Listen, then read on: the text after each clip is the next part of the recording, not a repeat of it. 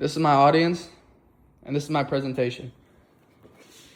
I remember being in elementary school, standing up to read a sentence, the first sentence of a paragraph, and I just remember barely getting through the first sentence before my words started to trip and repeat.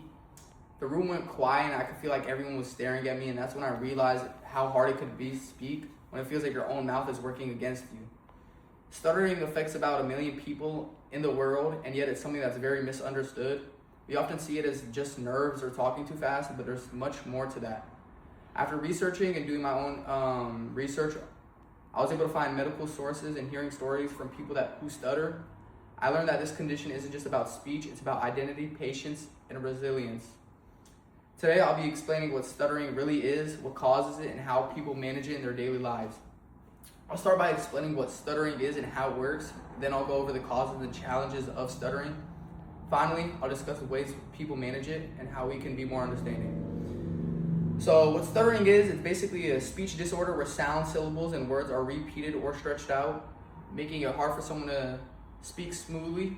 According to the Mayo Clinic, one of my resources, stuttering often starts in childhood as kids are developing language skills, as they're starting to learn how to speak words and using proper conjunctions and how to, use sentences fully. It's not a lack of intelligence or confidence. It's kind of more of a communication disorder.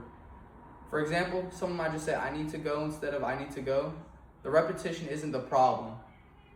Now that we've understood what stuttering is, let's look at what causes it and the challenges that come with it. For my second main point, it's kind of the causes and challenges of stuttering. There isn't one single cause.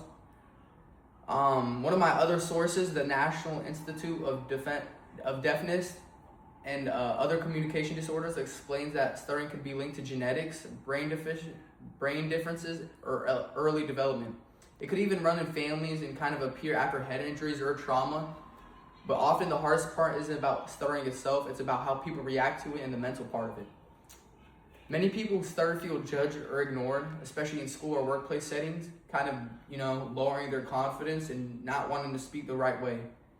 Imagine wanting to answer a question in class, but being afraid to get stuck on a first word. That fear can make people avoid speaking altogether, which will happen to me back in my elementary days.